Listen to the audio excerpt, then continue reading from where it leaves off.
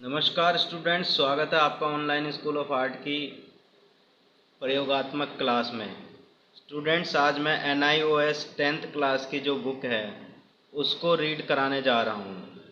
हमारे पास समय बहुत कम है और सिलेबस बहुत ज़्यादा, इसलिए मैं आपको जो प्रैक्टिकल मैंने वीडियो बनाई थी ऑब्जेक्ट ड्राइंग की, उसको अब मैं थ्योरेटिकल पढ़ा रहा हूँ। जो भी मैं आपको प्रैक्टिकल कराऊँगा वही चीज़ें मैं आपको थ्योरी में भी करवाऊँगा। और क्योंकि एग्ज़ाम में थ्योरी पूछा जाता है, थ्योरी के साथ में प्रैक्टिकल होता है। MCQ में कई प्रकार के प्रश्न आ जाते हैं, इस वजह से मुझे ये वीडियो बार बार बनाना पड़ रहा है। तो स्टूडेंट्स, आपकी स्टडी बहुत अच्छी चल रही होगी और आपको किसी चीज़ की कोई कमी ना हो, स्टडी में कोई मटेरियल कम ना पड़े, इसलिए मैं आपके लिए लगातार वीडियोस लेके आ रहा हूँ। तो स्टूडेंट्स, यदि आपने पिछले मेरे लेक्चर्स नहीं देखे हैं तो एक बार उन्हें ज़रूर देखें। मैंने HB पेंसिल्स पे लेक्चर बनाया है और नर्तकी का एक लेक्चर बनाया है। वीडियो के डिस्क्रिप्शन में उसका लिंक आपको मिल जाएगा। और दूसरा है जो थ्योरी है हिस्ट्री ऑफ आर्ट की, वो मैं लगातार पढ़ा रहा हूँ। आज मैं शुरू कर रहा हूँ वस्तु चित्रण ऑब्जेक्ट स्टडी, जो मैंने प्रैक्टिकल का एक वीडियो डाला था। उसके बाद अब ये थ्योरेटिकल वीडियो है। इसमें क्या है स्टूडेंट्स, पढ़ लेते हैं हम एक बार। वस्तु चित्रण ऑब्जेक्ट ड्राइंग पार्ट 1। ईश्वर द्वारा बनाई गई इस प्रकृति में मनुष्य ने अपनी आवश्यकता अनुसार बहुत सी वस्तुएं बनाई हैं जिनका हम दैनिक जीवन में उपयोग करते हैं। इनमें से कुछ वस्तुएं हमें आसानी से उपलब्ध हो जाती हैं, जैसे किताब, बॉक्स, घर के बर्तन व अन्य सामान आदि। इन वस्तुओं को देखकर उनका चित्र बनाना, इस क्रिया को वस्तु चित्रण कहते हैं। विद्यार्थी को शुरू में बहुत ही सरल चित्र जो उसे रुचिकर लगे बार बार अभ्यास करना चाहिए।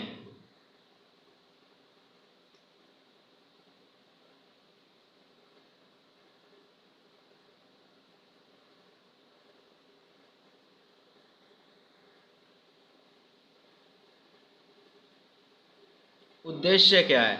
जो भी हम चित्र बना रहे हैं उससे उसको हम क्या चाहते हैं?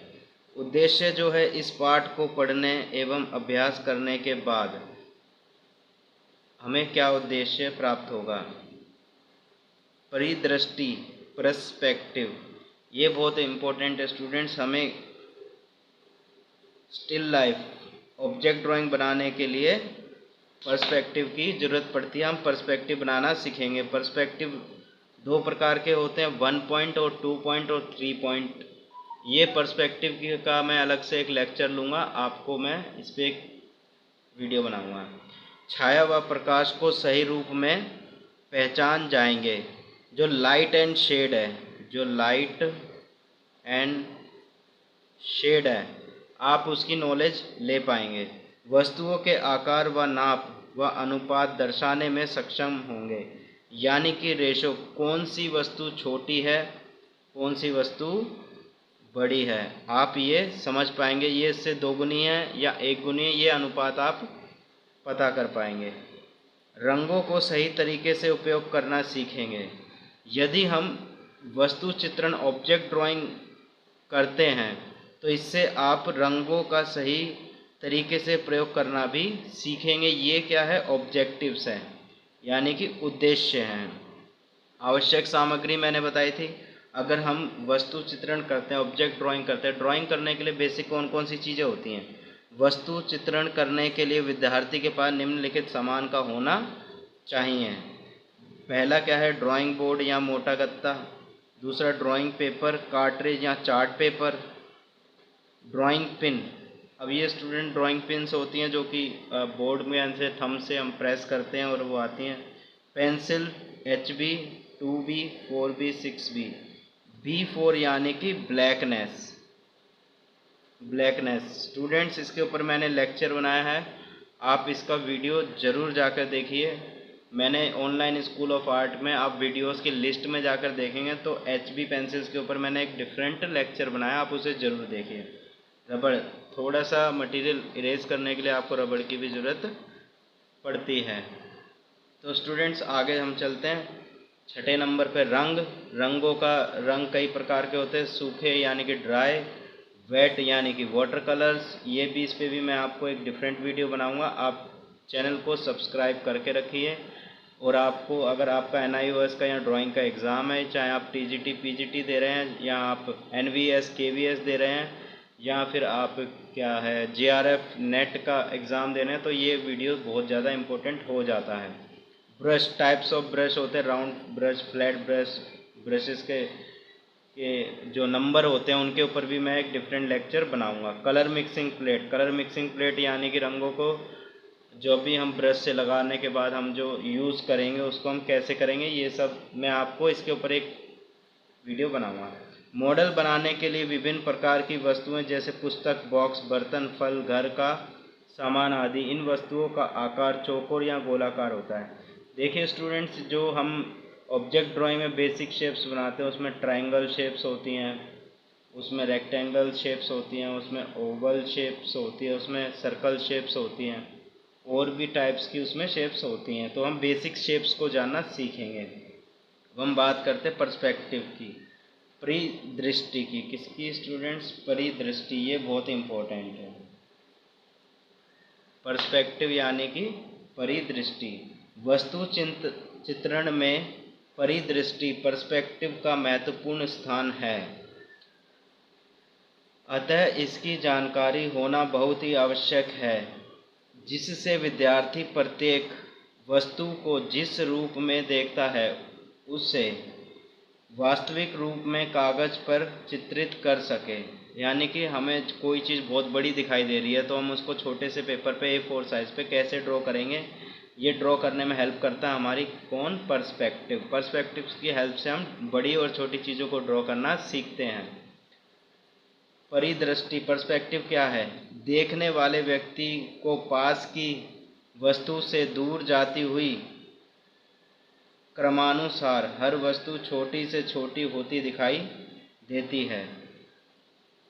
जब भी हम रेल की पटरी से जितना दूर जाते हैं या रेल की पटरी को देखते हैं तो हमें पास से ऐसा लगता है कि वो आगे जाके कहीं मिल रही है। इसमें एक वैनिशिंग पॉइंट होता है। वैनिशिंग पॉइंट यानी कि ऐसा पॉइंट जहाँ पे सब मिल जाता है, ऐसा मिलता हुआ प्रतीत होता है। तो इसके अंदर आकाश और धरती या फिर जो रेल की पटरी जो पैरेलल चल रही होती है वो आगे जाके मिलती हुई नज़र आती है। तो ऐसा क्या होता है? भ्रम होता है, यानी कि इल्यूज़न होता है, लेकिन वो रियल में होता नहीं है। इसको मैंने बहुत अच्छे से एक्सप्लेन किया है वीडियो में, आप ज़रूर देखिए। अब इसमें भी देख रहे हो बोतलें बड़ी से छोटी होती जा रही, छोटी होती जा रही हैं। हम इसके पास खड़े हैं तो ये आगे जाके मिल जाती है, यहाँ से भी ऑब्जेक्ट जाके मिल जाता है। ये बहुत इम्पोर्टेंट है। यदि हम 2D 3D बनाते हैं तो ये बहुत हेल्प करता है। नेक्स्ट हम आते हैं छाया और प्रकाश। किसी भी वस्तु पर जब प्रकाश पड़ता है तो उस वस्तु पर छाया और प्रकाश बन जाता है। जब भी हम स्टूडेंट्स कोई भी ऑब्जेक्ट बनाते हैं और उस पर लाइट का सोर्स पड़ता है तो उसमें एक तरफ तो लाइट हो जाएगा तो दूसरी तरफ डार्क हो जाएगा। यही इसका मकसद है। तो जब हम ऑब्जेक्ट ड्राइंग करेंगे, लाइट एंड शेड पे भी मैं डिफरेंट वीडियो बनाऊंगा। आप चैनल को सब्सक्राइब करें और डिटेल में मैं आपको समझाऊंगा। आज थ्योरी क्लास ले रहा हूँ, ठीक है। किसी भी वस्तु पर जब प्रकाश पड़ता है तो उस वस्तु पर छाया और प्रकाश बन जाता है। वस्तु के जिस भाग पर प्रकाश पड़ रहा है वह भाग उजला तथा उसके ठीक विपरीत भाग पर छाया दिखाई देती है। जिस भी पोर्शन पे लाइट पड़ती है, लाइट के सामने वाला पोर्शन जो है वो लाइट हो जाता है और जो उसके पीछे जस्ट पीछे वाला पोर्शन होता है वो डार्क हो जाता है। इसके लिए हम अपनी आँख को आधी या मध्यम बंद करके आसानी से देख सकते हैं। स्टूडेंट्स, आपने सुना होगा चाइनीज़ आई होती हैं।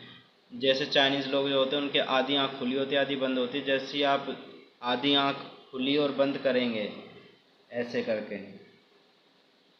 ऐसे करके, और आप ब्लिंक करेंगे यानी बार बार आँखों को खोलेंगे बंद करेंगे और हल्का सा प्रेशर देंगे तो आपको लाइट एंड शेड आसानी से नज़र आ जाएगा। यह छाया और प्रकाश विभिन्न प्रकार के रंग संगति अथवा टोन द्वारा बनता है। मुख्य रूप से 3 प्रकार के टोन होते हैं: प्रकाश सा उजला, मध्यम और गहरी छाया, यानी कि हाई, मीडियम और लो। यानी जिस भाग में, जैसे कि मैं ये एक यहाँ बनाता हूँ, जैसे आप ये देख रहे हो, इसके अंदर जो है इस तरफ से लाइट आ रही है, तो ये लाइट वाला पोर्शन, ये मिडल और ये वाला डार्क, ये वाला मीडियम, ये वाला डार्क और ये वाला लाइट। ठीक है स्टूडेंट्स। चौकोर या गोलाकार वस्तुओं पर छाया और प्रकाश अलग अलग प्रकार से दिखाई देता है। चौकोर वस्तुओं में सपाट या समतल सतह होने के कारण हर सतह पर समतल प्रकाश या समतल छाया दिखाई देती है, जबकि गोलाकार वस्तुओं में एक ही गोलाई लेती हुई सतह होती है। इसी कारण प्रकाश से छाया तक कभी टोन मिलती हुई प्रतीत होती है, जैसा कि चित्र 2 में दिखाया गया है। इसमें स्टूडेंट 2 ऑब्जेक्ट दिखाया गया है। एक तो ये बुक है, ये बहुत इम्पोर्टेंट चित्र है अगर आप इसको समझ पाएंगे, और इसके ऊपर रखा है ये फ्रूट ये राउंड है और ये स्क्वायर है। अब ये जो स्क्वायर है, इस पे जो लाइट पड़ रही है यहाँ से, ये तो एकदम फ्लैट पड़ रही है और यहाँ पे डार्क पड़ रही है, और ये यहाँ पे बीच में लाइट और डार्क अचानक से हो रहा है। लेकिन जब कोई ऑब्जेक्ट 3D होता है, राउंड होता है, तो पहले उसके अंदर पहले तो लाइट आती है, फिर मीडियम आता है, फिर डार्क आती है। जैसे इसके अंदर ये रही थोड़ी सी, अब इसको थोड़ा सा और डार्क, और फिर नीचे सबसे ज़्यादा डार्क और ये शैडो। ठीक है, अब आप इसको समझ पा रहे हैं, यानी कि डार्क लाइट, लाइट डार्क, और यहाँ ये जो टोन है, ये कौन से टोन है स्टूडेंट्स? मीडियम। ठीक है, तो ये 3 टोन होते हैं। अतः हम वस्तु को वास्तविक आकार व स्वरूप में देखकर भली प्रकार चित्रण कर सकते हैं। पेंसिल द्वारा छाया और प्रकाश विभिन्न टोन के द्वारा दिखाया जा सकता है, जिसके लिए H यानी कि H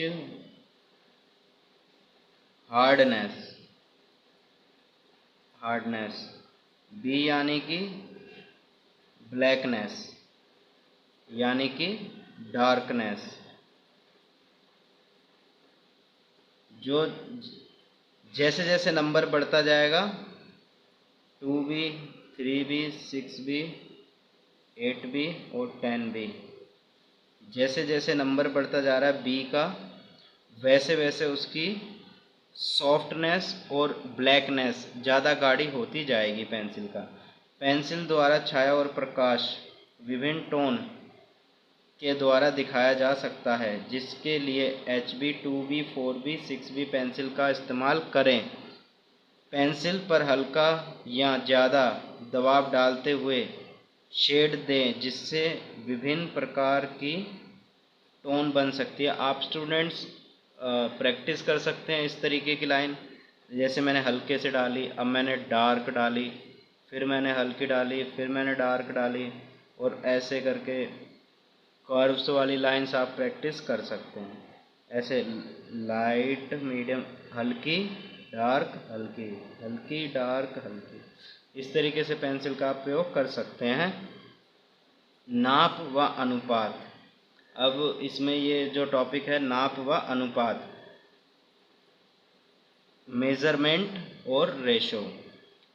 वस्तु चित्रण करते समय विद्यार्थी को सामने रखी वस्तुओं के सही नाप व अनुपात की जानकारी होनी चाहिए।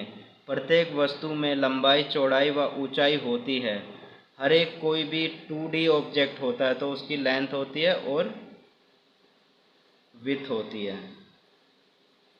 ठीक है स्टूडेंट्स, 2D का मतलब ही 2 डायमेंशनल है। अनुपात द्वारा हम यह जान सकते हैं कि प्रत्येक वस्तु आपस में कितनी छोटी, बड़ी या बराबर आकार की है। किसी भी वस्तु को बिना नाप के या नाप कर बनाया जा सकता है। हम जब भी हम फ्री हैंड ड्राइंग करते हैं तो हम मेज़रमेंट करते हैं, जैसे कि ये जो फ्रूट रखा है इससे ये कितना ज़्यादा या कितना कम है। देखो स्टूडेंट, ये जो बुक का अगर मैं कॉर्नर नापूँ यहाँ से तो ये इसका डबल है। फ्रूट ये रहा बुक का, ये जो पोर्शन है ये इसका डबल है, यानी कि बुक 1 है तो इसके रेशो में ये जो फ्रूट है ये 2 है, यानी कि 1:2 है। अनुपात द्वारा हम यह जान सकते हैं कि प्रत्येक वस्तु आपस में कितनी बड़ी, छोटी या बराबर आकार की है। किसी भी वस्तु को बिना नाप के या नाप कर बनाया जा सकता है। नाप कर चित्र बनाने के लिए सीधा बैठें। स्टूडेंट, बैक स्ट्रेट रखनी है। जब भी आप किसी चित्र को बनाते हैं, कुर्सी पर जब आप बैठते हैं तो बैक स्ट्रेट होनी चाहिए, जिससे कि हमें हमारा आई लेवल हमारा हमें मिल जाता है। आई लेवल भी बहुत इम्पोर्टेंट होता है, इसकी बात आगे करेंगे। पर्सपेक्टिव के साथ में आई लेवल भी इम्पोर्टेंट होता है, इस पर भी एक मैं डिफरेंट लेक्चर बनाऊंगा। एक आंख बंद करें, हाथ को कंधे की सीध में रख कर पेंसिल द्वारा नाप लें। ऐसे करके, इस तरीके से ये पेंसिल होती है, ऐसे करके दोनों फिंगर के देख लीजिए, दोनों फिंगर के बीच में पेंसिल आएगी और ऐसे करके एक आंख बंद करके और आप ऐसे देख सकते हैं, मेज़र कर सकते हैं। इस पर भी एक डिफरेंट लेक्चर आएगा, सब्सक्राइब ज़रूर कर लें। पेंसिल को इस प्रकार पकड़े कि अंगूठा दाएं बाएं या ऊपर नीचे आसानी से घूम सके। लंबाई या चौड़ाई नापने के लिए पेंसिल को लेटी हुई सीधी अवस्था में रखकर वस्तु के बाईं ओर के किनारे पर लाएं। अब ये बाईं और दाईं कैसे समझेंगे स्टूडेंट्स? बाईं और बहुत सारे स्टूडेंट्स को बाईं और दाईं समझ नहीं आती, तो स्टूडेंट्स आपने एक किताब पढ़ी होगी R.D. Sharma. R.D. Sharma, are यानी कि डी यानी कि दाईं, आर यानी कि बाईं, तो इसका डी यानी कि दाईं साइड, तो ये लेफ्ट, दाईं तो हमेशा लेफ्ट होता है और ये राइट होता है।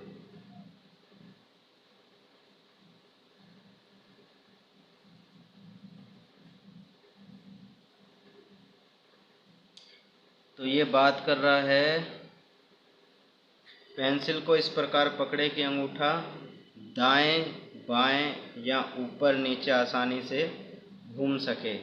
लंबाई या चौड़ाई नापने के लिए पेंसिल को लेटी हुई सीधी अवस्था में रखकर वस्तु के बाईं ओर के किनारे पर लाएं तथा अंगूठे को दाईं ओर खिसकाते हुए वस्तु के दाएं किनारे तक ले जाएं।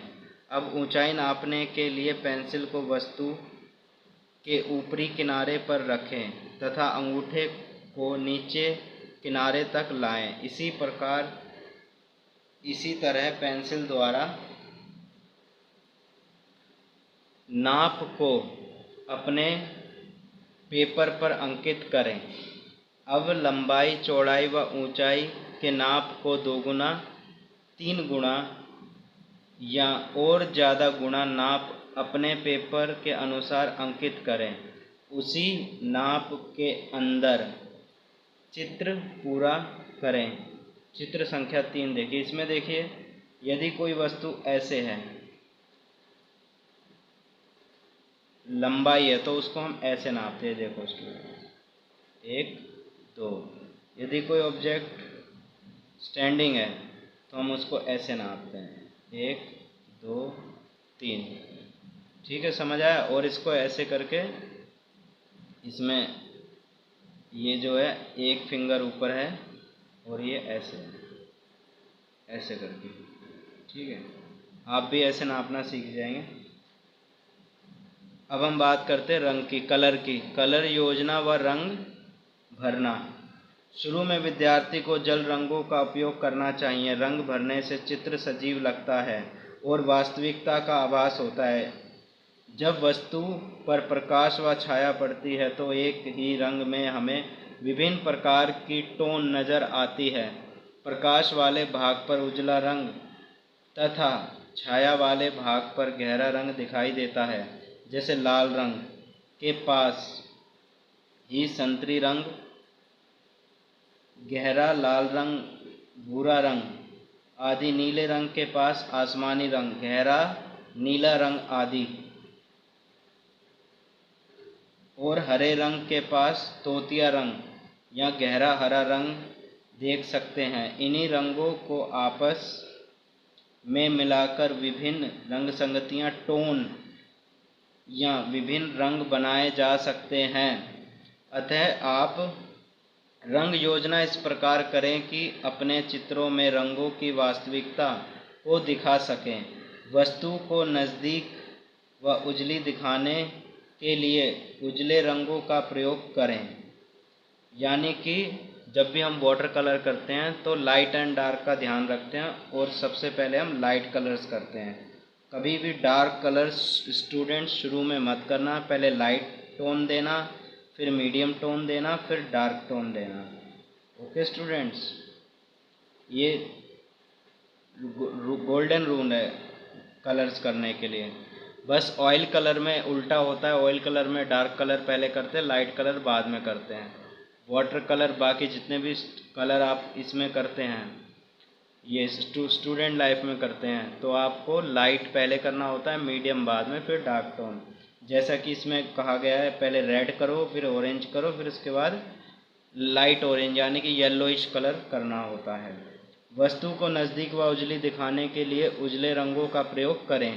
दूरी व छाया दिखाने के लिए गहरे धुंधले रंगों का इस्तेमाल करें, जैसा कि चित्र 4 में दिखाया गया है।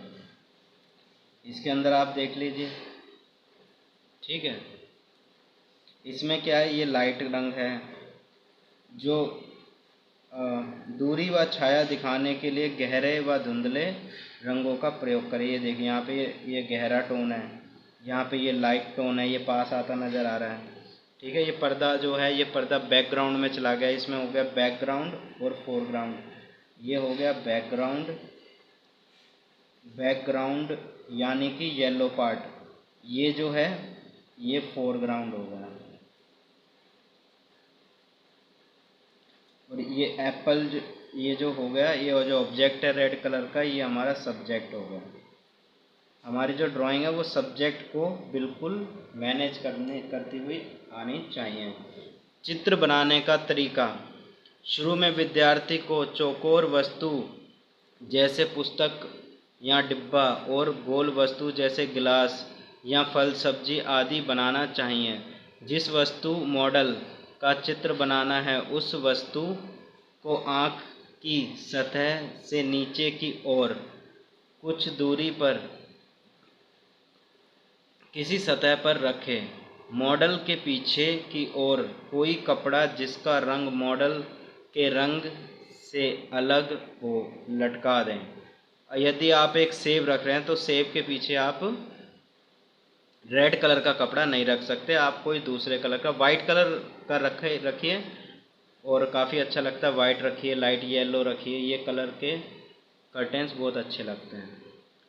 और ऑब्जेक्ट आपका जो मर्ज़ी रख सकते हैं। शुरू में आप फल फूलदान, फल फ्रूट सब्जियां रख के आप ड्राइंग कर सकते हैं। अब ड्राइंग बोर्ड पर ड्राइंग पेपर को ड्राइंग पिनों या क्लिपों के द्वारा लगाएं। सामने रखे मॉडल को अच्छी तरह से देखें। मॉडल की लंबाई, चौड़ाई व ऊंचाई के अनुसार सुनिश्चित करें कि ड्राइंग बोर्ड जिस पर आप चित्र बना रहे हैं उसे क्षैतिज हॉरिजॉन्टल या ऊर्ध्वाधर वर्टिकल किस प्रकार रखा जाए। देखो, यदि हम लैंडस्केप बनाते हैं तो लैंडस्केप बनाने के लिए हमें हॉरिजॉन्टल रखना चाहिए। और अगर हम पोर्ट्रेट बना रहे हैं तो हमें वर्टिकल रखना चाहिए।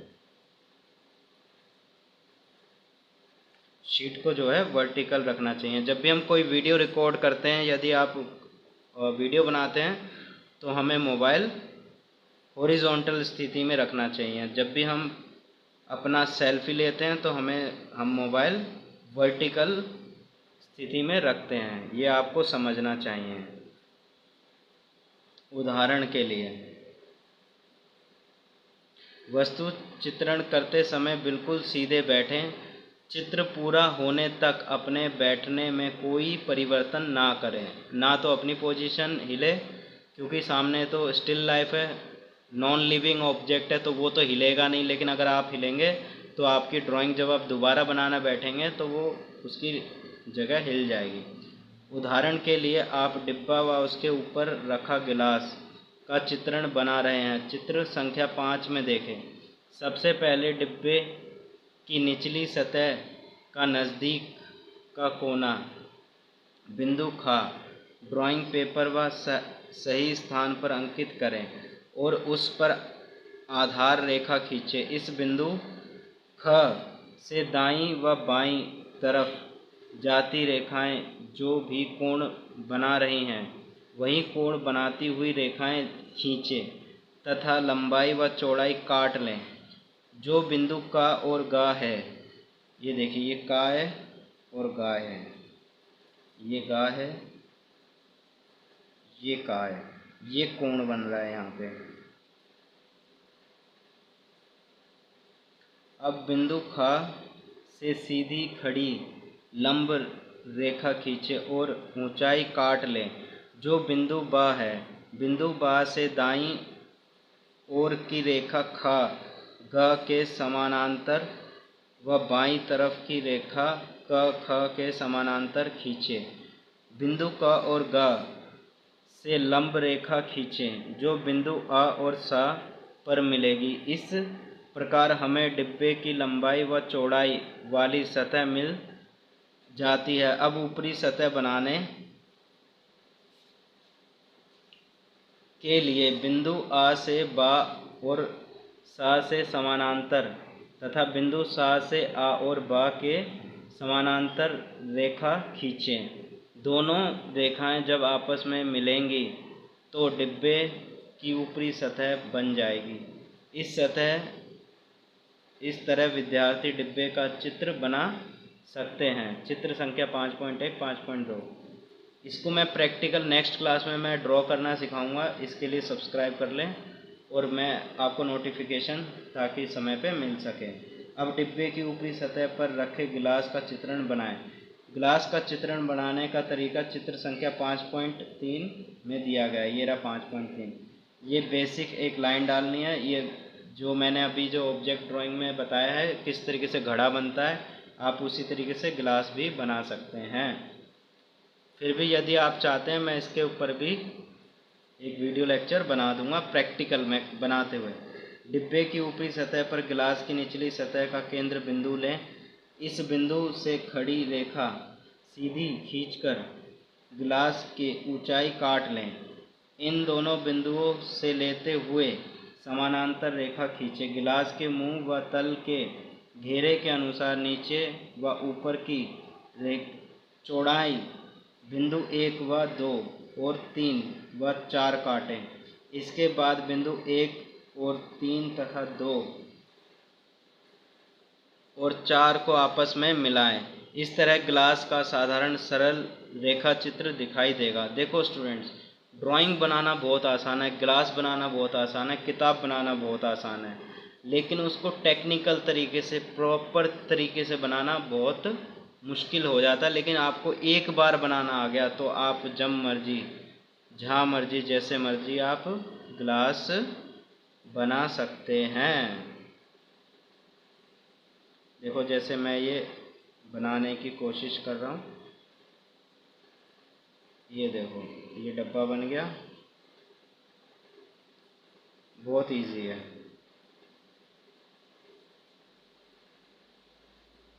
यदि आप एक बार ड्रॉ करना सीख जाएंगे और ये बुक मैं इसीलिए पढ़ा रहा हूँ आपको ताकि आप बेसिक से धीरे से थ्योरी के साथ सीख सकें। थ्योरी और प्रैक्टिकल दोनों साथ साथ चलेंगे। गिलास का मुंह व तल बनाने के लिए अंडाकार गोलाई का प्रयोग करें। अतः गिलास का जितना मुंह खुला दिखाई दे रहा है उसी के अनुसार केंद्र रेखा पर 2 बिंदु 5 और 6 लें तथा इन बिंदुओं को आपस में अंडाकार गोलाई देते हुए मिलाएं। इसी तरह गिलास का तल भी बनाएं। पेंसिल शेड या रंग द्वारा चित्र पूरा करें। चित्र संख्या 5.4 को देखें। ये चित्र कैसे बनेगा इसको आप कोशिश करना, नहीं बने तो कमेंट करके बताना, मैं इसके ऊपर वीडियो बनाऊंगा। सारांश क्या आता है? वस्तु चित्रण के अभ्यास द्वारा विद्यार्थी एक अच्छा चित्रकार बन सकता है। यदि आप भी शुरू में बनाने में तकलीफ़ ज़रूर होगी, लेकिन एक बार बनाना सीख जाएंगे तो आगे जाके आप एक अच्छे चित्रकार बन सकते हैं। इससे विद्यार्थी में आत्मविश्वास तथा परिपक्वता का निर्माण होता है। स्टूडेंट्स एक तो सेल्फ कॉन्फिडेंस होते हैं और दूसरा मैच्योर हो जाते हैं। जैसे आज हम जब ड्राइंग करते हैं, हमने BFA MFA कर रखा है, तो आज हमारी ड्राइंग में बहुत कॉन्फिडेंस होता है और हमें अच्छा लगता है। शुरू में दिक्कत होती है, आपके साथ भी होगी, हमारे साथ भी हुई थी। छाया व प्रकाश द्वारा वह चौकोर व गोलाकार वस्तुओं का अंतर भी स्पष्ट कर सकेगा तथा रंग संयोजन के द्वारा चित्रों को सुंदर व सजीव रूप से देने में सक्षम होगा। ये स्टूडेंट्स मैं आपको इसलिए बता रहा हूँ क्योंकि ये थ्योरी जानने से आपको प्रैक्टिकल करने में बहुत आसानी हो जाएगी और ये बहुत इम्पोर्टेंट है, बहुत ज़्यादा आसान भी है। अब ये जो नेक्स्ट वीडियो में मैं आपको पढ़ाऊँगा प्रकृति चित्रण, नेचर स्टडी। ठीक है स्टूडेंट्स। अब आज के जो शब्दार्थ दे रखे हैं, प्रतीक, महसूस करना, क्षैतिज हॉरिजॉन्टल, लेटी हुई अवस्था, लेटी हुई स्लीपिंग, ऊर्ध्वाधर वर्टिकल, खड़ी हुई अवस्था स्टैंडिंग। यदि आप खड़े हैं तो आप ऊर्ध्वाधर है, यदि आप सो रहे हैं, लेटे हुए हैं तो आप हॉरिजॉन्टल स्थिति में। परिपक्वता, अच्छी तरह से जानकारी यानी कि मैच्योरिटी। अब ये स्टिल लाइफ, चित्रकार आरास्ट, इसने जो है ये चित्र बना रखा है, देखो स्टूडेंट्स। और ये स्टिल लाइफ फूलों का साथ। वैन गो, ये बहुत फेमस चित्रकार है, दोनों के दोनों, वैन गो और आरा। इनकी पेंटिंग्स करोड़ों में बिकती है। तो स्टूडेंट्स ये आज का चैप्टर प्रैक्टिकल का ख़त्म हो गया है। और ये जो बुक है ये वाली बुक है, माध्यमिक स्तर पाठ्यक्रम पेंटिंग थ्योरी प्रयोगात्मक संदर्भिका पार्ट 1 से लेकर 3 तक। ये NIOS की बुक है, इसको मैं आपको पढ़ा रहा हूँ। तो स्टूडेंट्स जल्दी से बताइए आपको हेल्प मिली या नहीं मिली, कमेंट करके ज़रूर बताएं। और यदि आप कुछ और भी टॉपिक पढ़ना चाहते हैं तो आप मुझे बता सकते हैं। ऑनलाइन स्कूल ऑफ आर्ट को देखने के लिए धन्यवाद।